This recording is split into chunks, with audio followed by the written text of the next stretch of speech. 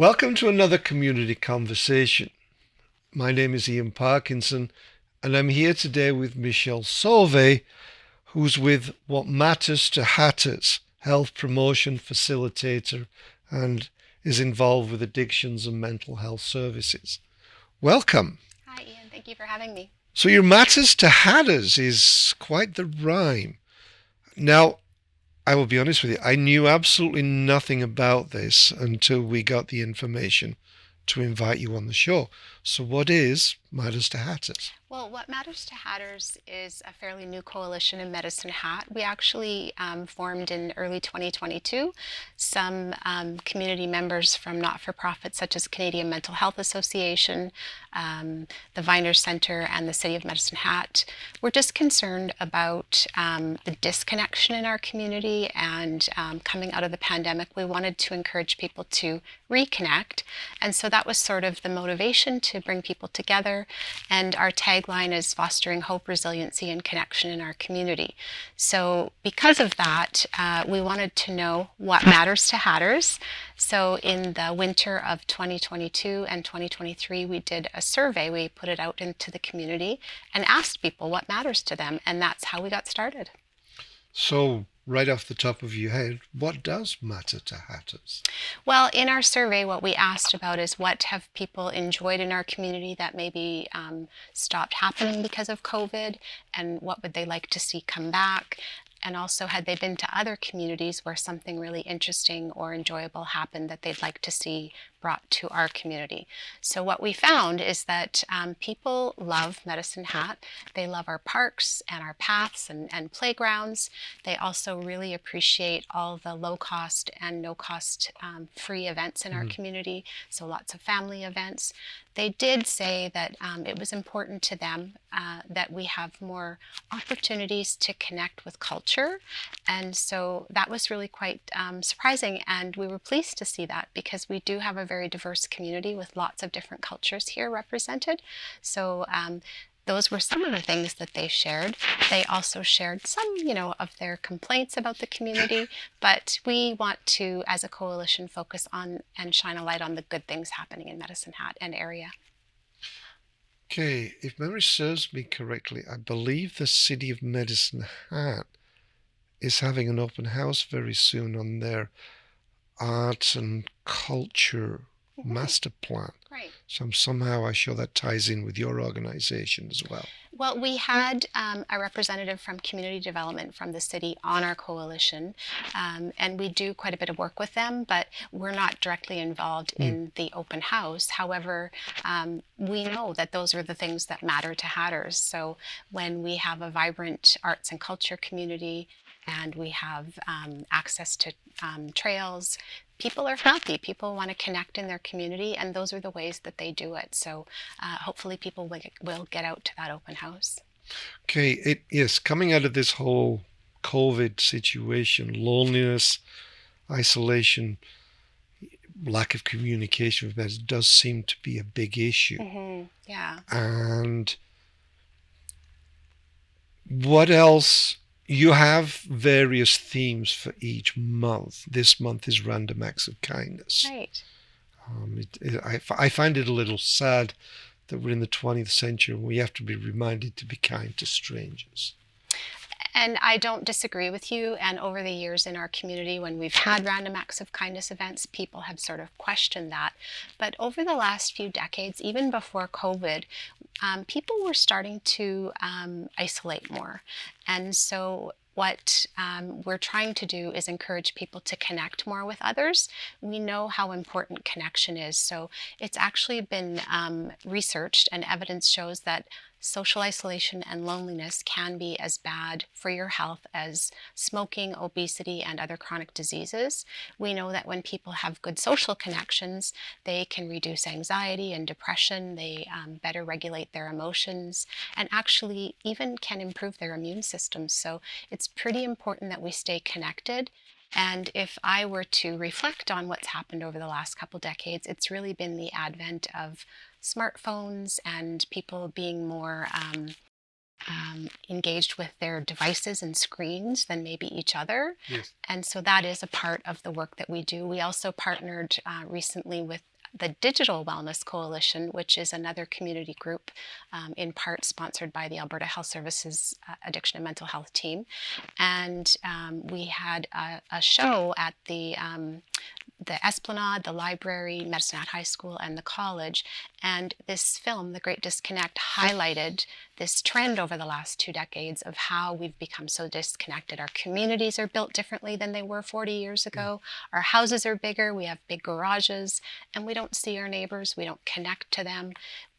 Some people don't even know who their neighbors are. So this film just shone a light on the importance of connection, talked about how dangerous disconnection and loneliness can be, but also had some solutions. And at each of the film screenings, we had discussions after at roundtables where people could talk about things that they might commit to get more connected in their community. So one person said they were going to walk to get their groceries rather than drive so that they could say hello to people on their way there and back.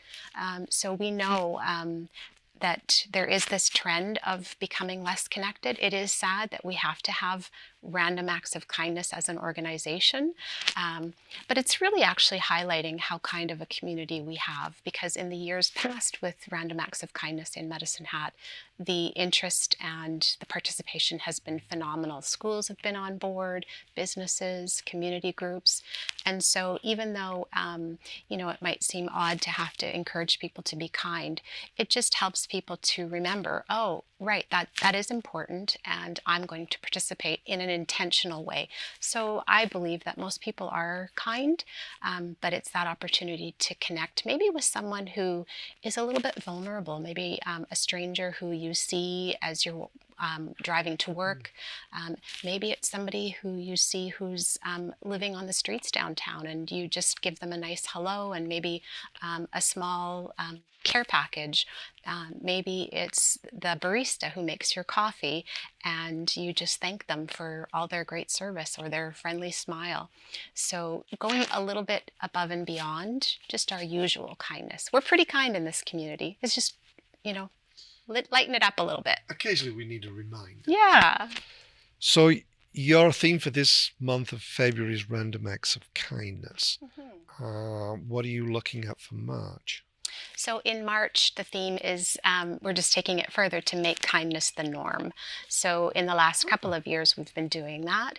And so this month, we want people to do things like I've mentioned, the hello, the smile, the care package. We have actually a month-long encouragement for people to pay it forward at the library by buying someone a library card or the Pay It Forward program. Yes. And so we also have a coloring contest for children at the library this month. And at the end of the month, we'll do a draw for a prize package. Kids can enter as many times as they'd like. And they actually just pick up their coloring booklet at the library. So we have a few activities happening, and then following that, we want to just continue that theme of kindness by saying make kindness the norm.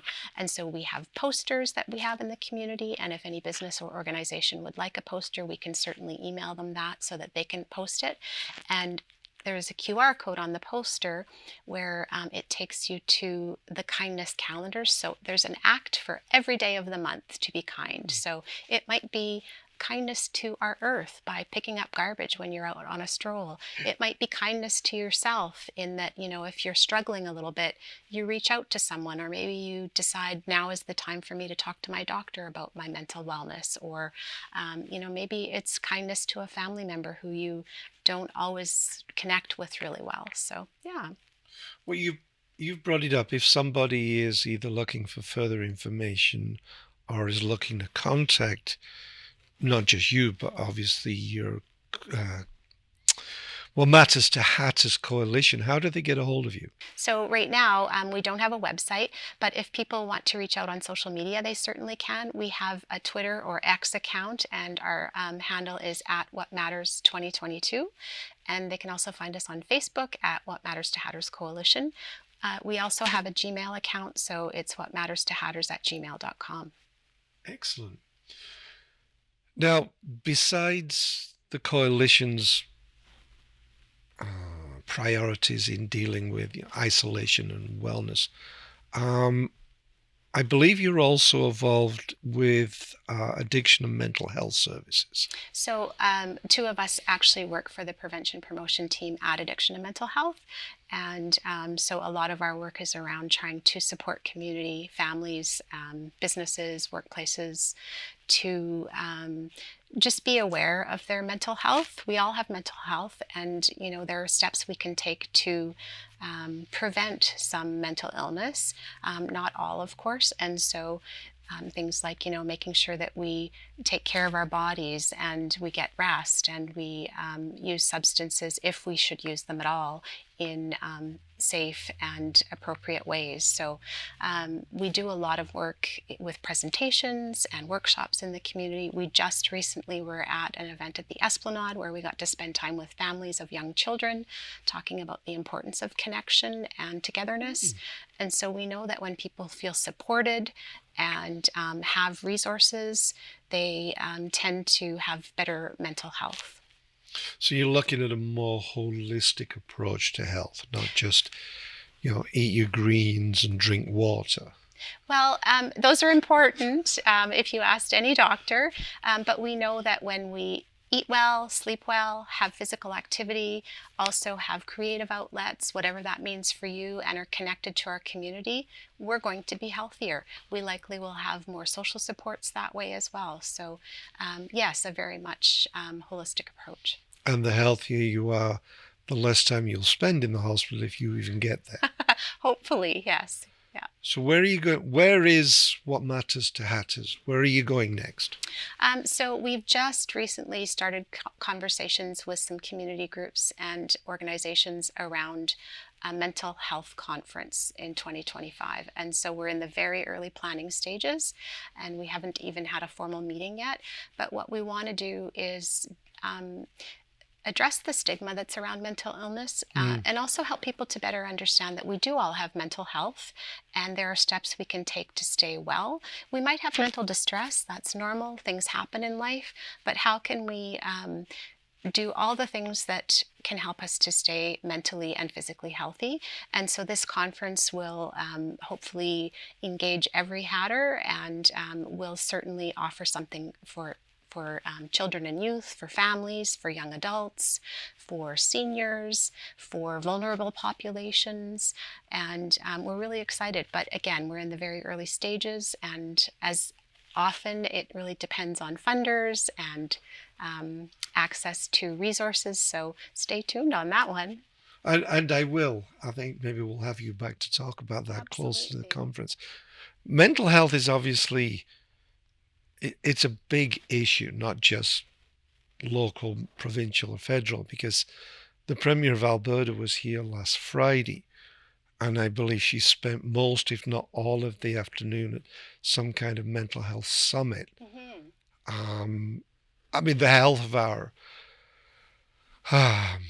provincial residents is obviously of vital importance, not just to the government, but obviously to the communities as well.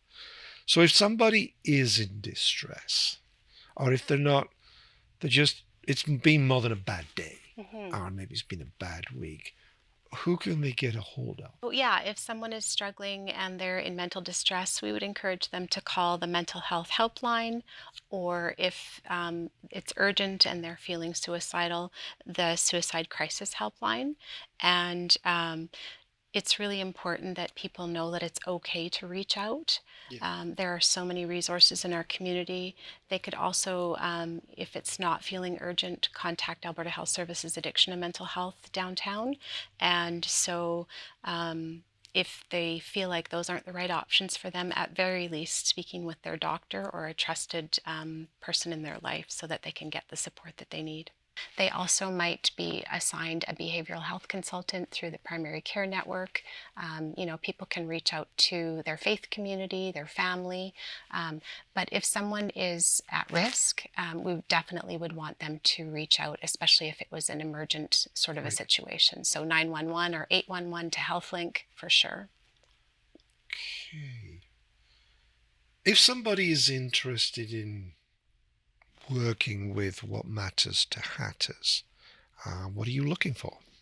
So we have a core coalition right now, and we're looking for volunteers or people who want to sponsor events or donate items for giveaways, contests, whatnot. So if people are interested, they would just reach out to us either on social media or at our Gmail account, and we can have a conversation about that. Who are your coalition? Right. Well, we just actually engaged with a few new members. So we have Ken Fezer from the library, the chief librarian. We have some community members who are retired who are involved with the work that we're doing. We have there's a couple of us from Alberta Health Services, Addiction and Mental Health, and other community organizations. So we had a member from the Canadian Mental Health Association, so we're hoping that situation can resolve soon and we'll have somebody from that organization. We have connections with the Viner Center, and so we have the opportunity to partner with them on events and also to understand how we can support seniors in our community. So it's really just a range of people. Some are paid staff who come, and then others are volunteers.